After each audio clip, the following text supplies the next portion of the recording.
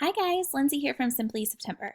Each week I pull you to see what you want to see most on the Canva designs, and this week personal invitations top the list. So let's get started. Today I'm going to show you two different designs. The first is going to be how to make a picture invitation, and the second is going to be how to make a non-picture invitation. So just like always, you can go to Canva and click on their ready-made templates. Here you'll see under personal, invitations or cards. We're going to click on invitation. Canva further breaks it down for you into categories: birthday, party, baby shower, graduation, save the date, the list goes on and on. Here you can see the wide collection, but I'm going to start with birthday. Now Canva breaks it down into common categories: first, 21st, baby, 18th, 50th, so on and so forth, as well as different colors. You can choose per color design. See, I like the blue family. As you can see, all of them pop up. Pink family. But for this example, I'm going to go with first birthday. So I want to make a picture card to show you first. This is a fun picture card, so let's start here. We're going to use this template. Now I'm going to change the picture of this little cutie because as cute as he may be, he is not my child, so I do not want that picture on there. I'm going to go to uploads because I recently uploaded this picture of my daughter. And this was when she was an infant, obviously, her newborn photos. And so I want to use that for a first birthday invitation. She is since much older, but we're going to go with it. Now, you can see here when you click on the picture, it looks a little bit darker than the picture I uploaded. And so you can click on filter and see if there's any filters applied. Sometimes these different filters will change the way the picture looks. Black and white, retro. But in this case, there's none. It still looks a little dark. So my guess is that there is a picture behind it. And sure enough, there is. So I'm going to go ahead and delete that. I'm going to pull the picture back and you can see that it still looks a little faded, which most likely is because the transparency, this button up here, is in fact turned down. So I am going to turn it all the way back up to 100%, and now you can see that the color is more vivid. Now, I want to play around with this a lot because as you can see, the pre-made box is really cutting off my image and I don't want that. So I'm going to get rid of some factors, get rid of some boxes, pull things as I like it. I like this design. I think it's fun. I actually like this line. Oopsies, I added another page or another picture, so I'll just delete that. But I like this line. I'm going to highlight it and I'm going to copy it, move it down here so that I kind of replicate that same look. And now you can see that the text here is completely pre-made and together. I don't want any of that text. I could use that text, but I don't want it. So I'm going to highlight it and I'm going to delete it. I'm going to delete it all. Okay, so what I'm going to do instead is I'm going to add some text of my own. So I'm going to play around with this and maybe I want to use this text, and her name is Elin. So I'm going to type in her name, play around with the sizing, and kind of like that sizing. Maybe it's a little bit big because it touches my dog's head. So let's go to 65 and perfect. So Elin. Now I'm going to change the color around. Maybe I want it to be white. And then I want to add some more text that maybe says is turning 1. Once again, I'm going to play around with the font. We'll use this one for now and place this up here. Now you can see how that color kind of blends into the grass behind it. So I'm going to add just a simple kind of color box behind it to kind of give it a background. And let's see, I'm going to pull in the orange from the orange pumpkin. It's a little muted of an orange, so I'm actually going to turn it up a little bit to match a little better. Elin is turning 1, and I don't really want this to look like Halloween, so I'm going to turn this to white instead of black. Maybe move around my box a little more. There we go. Elin is turning 1. And I want the Elin to pop a little more. So I might actually copy this. You can see this button here copies or duplicates it. And I'm going to change the color to be that same orange. It'll save here on the ones that you just recently used. Now I'm going to line it up. See how I'm right on top of it? I'm going to line it. I'm going to move it right to the side. And see how it gives like a little bit of a shadow effect. I don't want the orange in front. I want it in the back. So I'm going to go to position and I'm just going to move it behind And see how I got that behind? So now Elin is turning 1. All right, I want to do one more box down here. I'm going to copy that same orange, add down here, use the same font family, but I'm just going to make the font a different size. And I'm going to say, join us on October 12th. We're making up a date here. And I'm going to say 1 p.m. at Elin's house. Okay, you can add RSVP information. You can add whatever you want. But for right now, we're going to keep it kind of basic and go like this. There we go. So that is a basic invitation. As you can see, I took the main template and I played around with it a ton. I maybe even want to shift it a little bit more so my dog's head's on there a little bit better. And the size of this is, well, the shape of it, I should say, is clearly a square. You can resize it to however you want. I like to do 1,000 by 1,000 pixels. I feel like that's going to give me the best quality.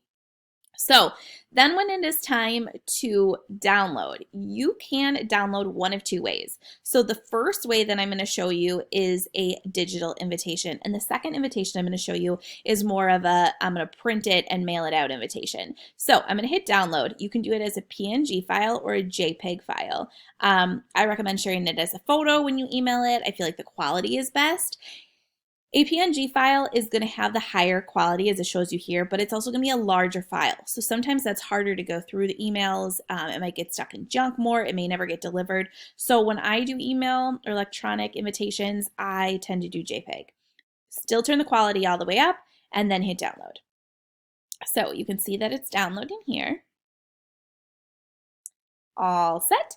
And now I can open an email. And I'm going to open an email here, and I'm just going to pull my invitation right into the email. I can choose who I want to send it to. I want to do maybe for the subject, you are invited, and I would send this off, and it would email right to the person as a digital invitation. All set. All right. So that is an example of how to make a photo invitation. Now I want to make one without a photo. So I'm going to go back to home. I'm going to go back to my templates, back to invitations. And I'm going to go back to birthday. We're going to stick with the same theme here just because it's easiest. And we'll take this template because it's an adorable little template. But I want to make this pumpkin themed again, okay? So I'm going to get rid of this bird, as cute as it may be. I'm going to get rid of that. And I am going to go over here to elements. And I'm going to click on elements and I'm going to type in pumpkin because, again, I want it pumpkin themed.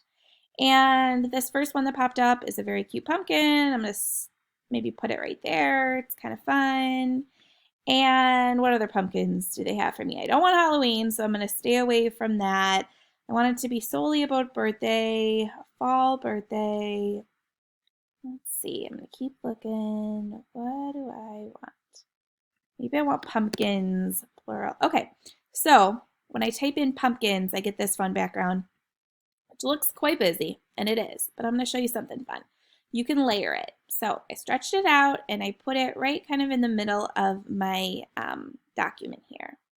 Okay, got it right in the middle, and I don't want it to cover my text, so I'm going to position it behind my text. Now you can see my text is on top of it, but it's still quite busy and hard to read. So I'm going to go back to elements, and I'm going to do just a regular shape. These are under shapes. It's just that I commonly use it, so it's up on the top for recently used. But I'm going to pull a shape, and I am going to layer this shape right on top of my pumpkins. Okay? Right on top of my pumpkins. And I'm going to put it, again, back so that my text pops through.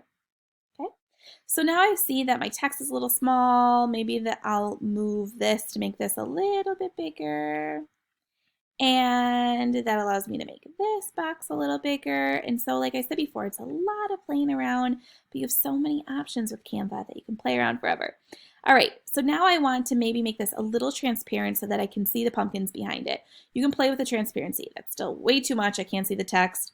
We're getting there. We're getting there. Maybe like right there. I can see it behind, but I can still see my text.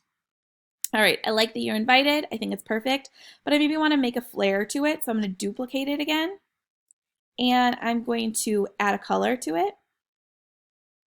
And just like I did on the last photo invitation, I'm going to kind of line it up here to give a shadow effect. Maybe I don't want the orange in front, but I want the white in front. And I can change that, or I can shift it like that. I can have different shadow. You can make it however you want. I could change that color, make the other one white, whatever.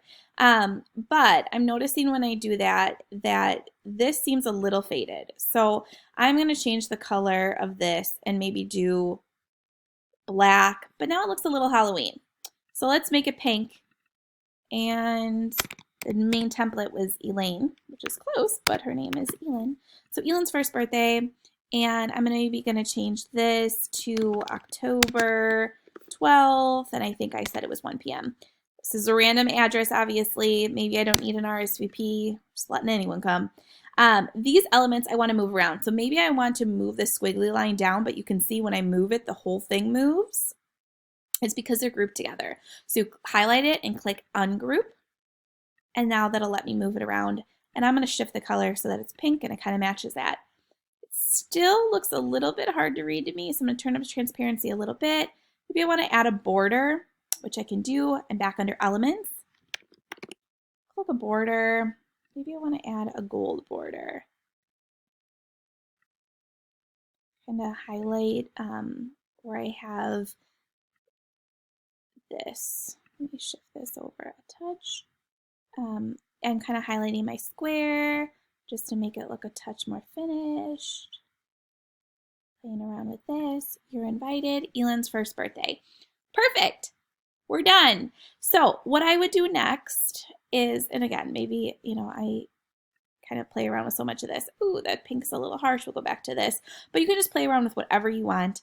And now we want to get these printed because the last one we did digitally, these ones we're going to print. So we have a couple of options. We can go to our download button here and we can print it as a JPEG or a PD or a PNG file, and we can print them like on actual cards.